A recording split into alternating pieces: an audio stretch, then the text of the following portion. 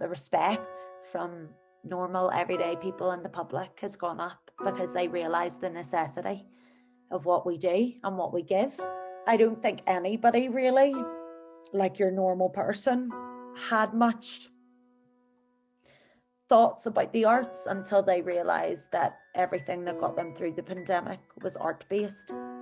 So you imagine a day where you didn't pick up a book, you didn't watch TV, you didn't listen to music, you didn't even use social media platforms and platforms like this. Actually, our whole lives revolve around the arts. It's nice to be respected for what we do.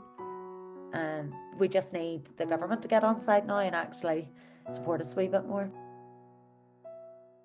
The arts and entertainment, I felt we were so far down the pecking order of decisions and thoughts for, and I find that hugely disappointing.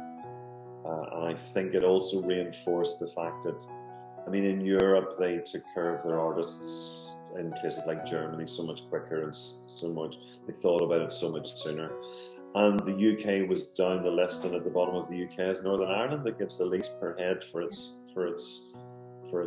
population to go and enjoy the arts. We lost about a year's worth of programming. So we had shows that should have been taking place from November 2020, which had to be cancelled. And at the end of the day, we are a presenting theatre. Our bread and butter is what happens on stage, and to have more or less an extra year of the theatre being dark was a real shame. It is important for us to just see how far we've come. I'm so proud to work in this industry. I'm so proud to be able to do what I do. I'm so proud to be able to teach these incredible students. I'm so proud to work for the Academy.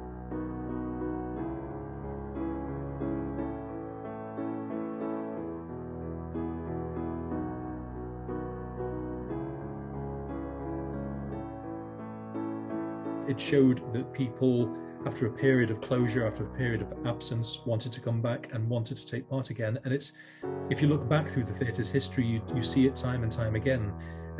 During the Second World War, the theatre was open the whole time, but there was a rep company formed, the same actors doing different plays each week.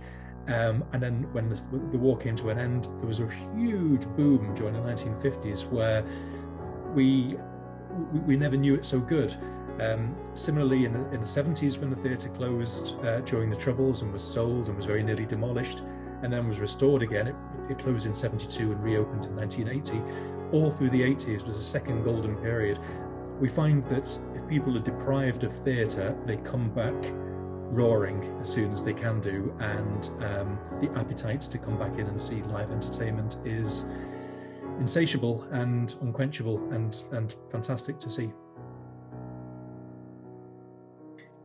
Really, what I feel is sometimes in Northern Ireland that the arts sort of community in general, we aren't as...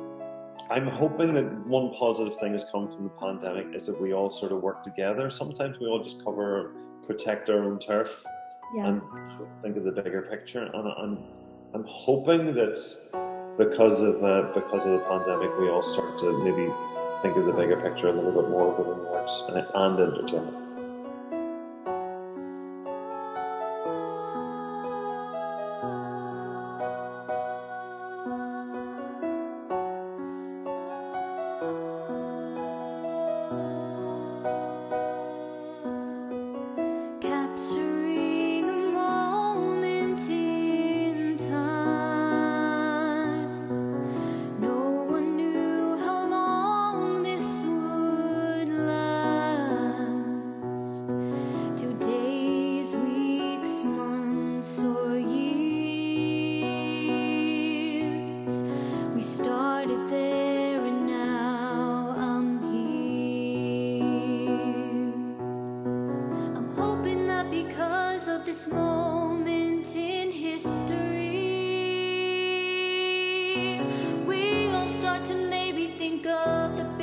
picture a little more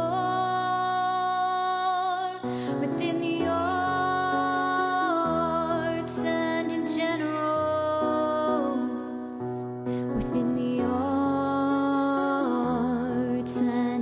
general.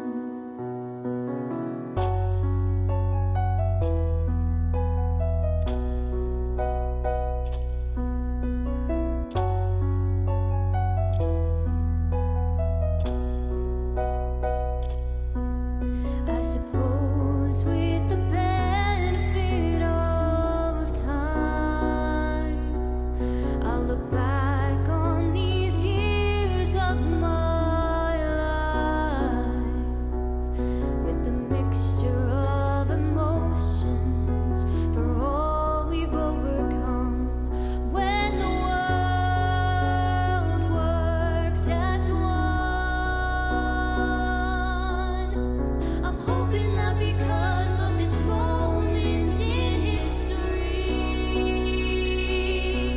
we all start to maybe think of the bigger picture a little more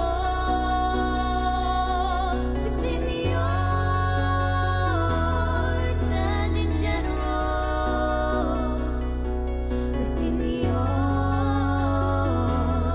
and in general.